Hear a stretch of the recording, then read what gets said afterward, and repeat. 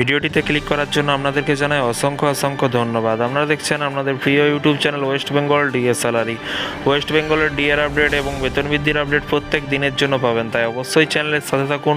চ্যানেলটিকে সাবস্ক্রাইব করে পাশে থাকা বেল আইকনটিতে প্রেস করে রাখুন পরবর্তী নতুন আপডেট পাওয়ার জন্য। দুর্দান্ত খবর, সরকারি কর্মচারীদের জন্য হু করে কিন্তু মাইনে বাড়তে চলেছে। বাড়তি কত টাকা ঢুকছে অ্যাকাউন্টে চলুন এক নজরে দেখে নেওয়া যাক। এখানে বলা হয়েছে কিছুদিন আগে বড়সড় ধাক্কা খেয়েছে কেন্দ্রীয় সরকারি কর্মচারীরা। তৃতীয় মোদী সরকারের আমলে কিন্তু প্রথম কেন্দ্রীয় বাজেটে অষ্টম পে কমিশন ঘোষণার সম্ভাবনা থাকলেও তা কিন্তু হয়নি। তবে এবার এলো কিন্তু সুখবর, আশায় রীতিমতো জল পড়েছে। গত মাসে 23শে জুলাই সংসদে কিন্তু বাজেট পেশ করেন কেন্দ্রীয় অর্থমন্ত্রী নির্মলা সীতারামন। তবে সেখানে সরকারি কর্মচারীদের অষ্টম বেতন কমিশন নিয়ে কিন্তু কোনো আপডেট আসেনি। এরই পাশাপাশি বলা হয়েছে, দেখতেই পাচ্ছেন, কেন্দ্রীয় অর্থ প্রতিমন্ত্রী জানিয়েছেন যে আপাতত কোনো রকমের অষ্টম বেতন কমিশনে বা নতুন বেতন কমিশন গঠনের বিষয়ে কোনো রকমের প্রস্তাব বিবেচনা করা হচ্ছে না, যা শুনে কিন্তু কার্যত হতাশ কেন্দ্রীয় সরকারি কর্মচারীরা। এরই পাশাপাশি তবে বর্তমানে তারা সপ্তম বেতন কমিশনের অধীনে বেতন এবং পেনশন, মহার্ঘ ভাতা এবং মহার্ঘতান সংশোধনের জন্য অপেক্ষায় আছেন। এরই পাশাপাশি বলা হয়েছে, শোনা যাচ্ছে শীঘ্রই তাদের ডিএ বৃদ্ধি পেতে চলেছে।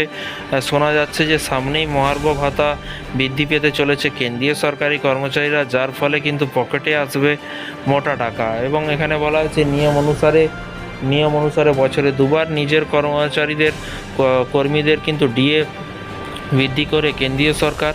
জানুয়ারিতে মহার্ঘ ভাতা 50%তে পৌঁছেছে, ফের ডিএ বৃদ্ধি করা হচ্ছে সেপ্টেম্বর অক্টোবরে। এই ঘোষণা করা হয়ে থাকে, যা 1 জুলাই থেকে কিন্তু কার্যকর হবে।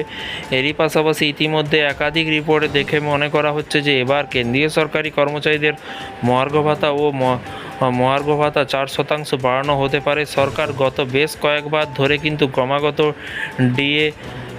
ডিএ কিন্তু 4% করে কিন্তু বৃদ্ধি করে আসছে। এবারও কিন্তু অন্তত 4% ডিএ নিশ্চিত বাড়বে। পাশাপাশি ফিডব্যাক ফ্যাক্টরও বাড়িয়ে দেওয়া হবে বলে কিন্তু বলা হয়েছে কর্মচারীদের জন্য।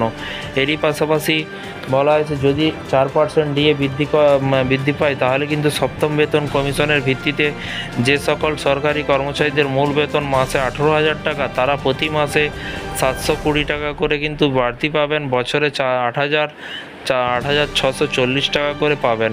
এবার যাদের মূল বেতন 20,000 টাকা, তারা কিন্তু মাসে কিন্তু 400 টাকা করে এবং প্রতি বছর 9,600 টাকা করে কিন্তু অতিরিক্ত বেশি পাবেন। যাদের মূল বেতন 30,000 টাকা, তারা কিন্তু 1,200 টাকা, বছরে কিন্তু 14,400 টাকা অতিরিক্ত পাবেন। যাদের 50,000 টাকা মূল বেতন, তারা কিন্তু 2,000 টাকা, বছরে কিন্তু 24,000 টাকা বেশি পাবেন। অর্থাৎ খুব শীঘ্রই সরকারি কর্মচারীদের শিখে ছিঁড়তে চলেছে বলে কিন্তু মনে করা হচ্ছে।